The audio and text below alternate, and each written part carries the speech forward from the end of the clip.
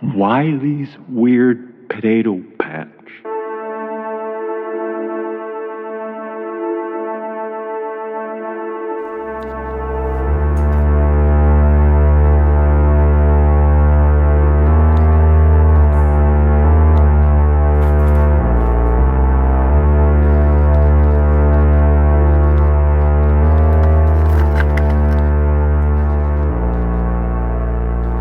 Welcome to Lobido Channel, a place of sight and sound, imagination, painting with video and audio. Today's episode is called Tainted Water. It's from an ongoing conversation between Leo Comet and Lobido at the Bleak Hotel in the town of Masad, overlooking the Toxic Sea, where they settled after the apocalyptic war. So, without further ado, don't drink tainted water. Because if you do, you're going to get sick. You'll be bent over double, vomiting and diarrhea at the same time, and your head exploding. You'll see stars. You'll have headaches like you never had before. So believe me, don't drink tainted water. This is what Leo Comet told Lobido one morning as he sat down to drink a glass of water. If you're going to drink from a stream, you put it in a bottle with a filter. You filter it first or boil it, and then you can drink it. Leo Comet, when he was crossing the plains of radiation, scooped water out of a stream and drank it from a cup without filtering it.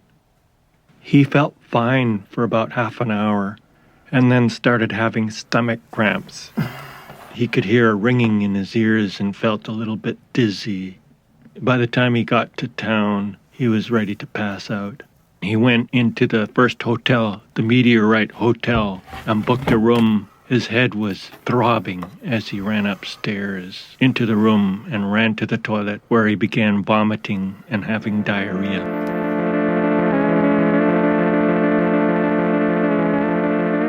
The man in the next room could hear Leo retching his guts out, and he went to have a look to see if he needed help. The door to Leo's room was open, so the man walked in. He sat in a chair and waited for Leo to finish vomiting and sitting on the toilet. He said, "For $20, I'll take you to see Wiley. Wiley's your man. He's a retired dentist with a pharmaceutical supply. He's your man. He'll make you feel real good."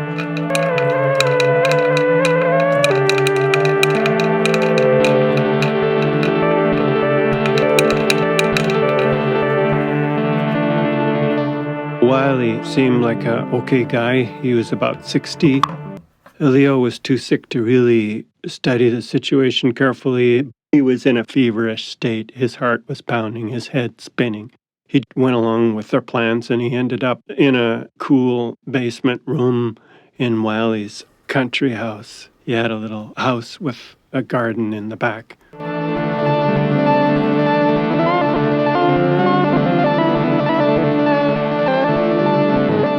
After about 2 weeks, when Leo was feeling much better, Wiley said, "Okay, now you owe me $1,000. $1,000? Like, where do I get $1,000? You're crazy." He says, "You gotta pay. In this world, you can't expect something for nothing." I said, "Well, what about basic human friendliness and decency?" But Leo Comet agreed, "Okay, I'll work for a while and see how it goes. I'll work in your potato patch."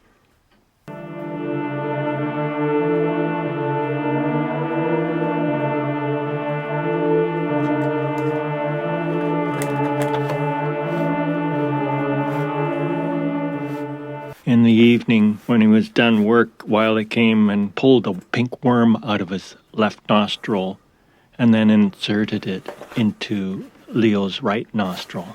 He stuck the head of the worm into Leo's right nostril, and then the worm wriggled right in and disappeared into the sinus cavity. Then he gave Leo a glass of sparkly water.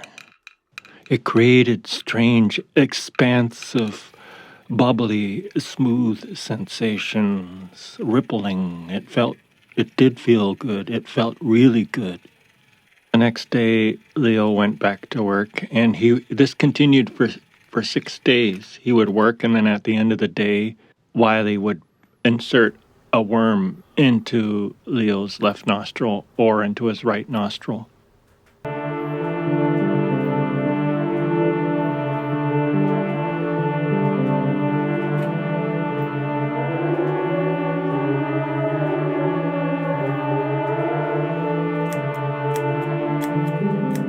The experience wasn't all that bad because the sheer hard work felt like a purification. His body restored vitality, the exercise, and the old man wasn't a slave driver. He could take long rests and sit there for an hour over a cup of coffee and then continue working.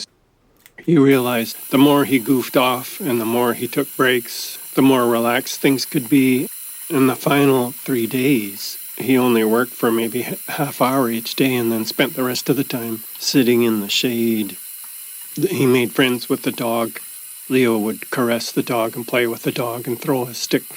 And at the end of the 7 days, Wiley said, "Okay, you're free to go. You paid, you can go." And Leo said, "Thank you." And he went back to town and checked back into the old hotel. He was sitting on the cafe having a coffee in the afternoon, and a thin, wobbly-looking man of maybe 70 years old with long white hair and long silver beard. His dark eyes gazed directly into Leo's eyes.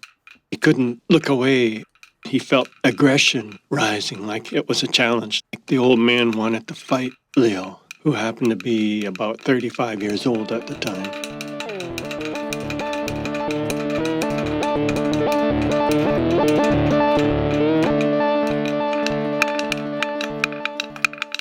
The man next to Leo, Ed, he'd just introduced himself to Leo. His name was Ed, and he was also enjoying a cup of coffee. And had said to Leo, "Don't pay attention to him. That's Wobbly Will." And Leo said, "That's a funny name." And Ed explained that he got that name because decades ago, he was working on a ranch and he got into a cattle squeeze. A steer trampled him. It was when they were dehorning and castrating the cattle. When he got in the cattle squeeze and it broke both legs and his legs never set properly. And Wobbly Will said, "Were you there when my grandmother fell over? It was because of your dog. Your dog frightened my grandmother, and my grandmother fell over.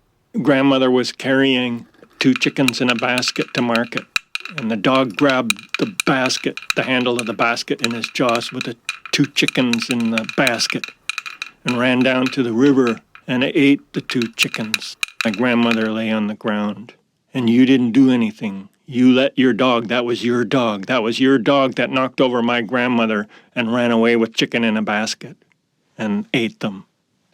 You were there when they crucified my grandmother. You were there, and you did nothing. You turned away in her hour of need. You owe me 2 chickens and 1 grandmother. You owe me 1 grandmother and 2 chickens in a basket. It was your dog." Ed said, "No, it wasn't my dog, it was Wiley's dog." And at that moment, a grandmother came out of the cafe to sit in the terrace with a cup of coffee, and she heard the commotion. He said, "Look, if you're hungry, say so and we'll get you something to eat. But just don't go harassing guests in this town. Leave this guy alone, he's new to town, and he was very sick. He was at Wiley's place for a few weeks. He was very sick. Thanks to Wiley, he's still here. He could have died. He drank bad water. That's what I heard. He drank from the stream. He didn't realize around here nobody drinks from the stream. Those days are over. It used to be maybe 50 years ago you could drink from a stream, but not anymore. And if you're hungry and you want chicken in a basket, come on in and I'll buy you lunch. Just stop bothering Leo Comet. He's a guest in our town." And when Wobbly Will heard that, he suddenly changed his tune. He reached over the rail and shook hands with Leo, and the grandmother bought Wobbly Will an order of chicken in a basket with French fries and canned peas and a cup of coffee. What started out as a misadventure of Leo Comet drinking tainted water turned out to be a friendly encounter, and he ended up staying at the Meteorite Hotel for a month before moving on to the next town.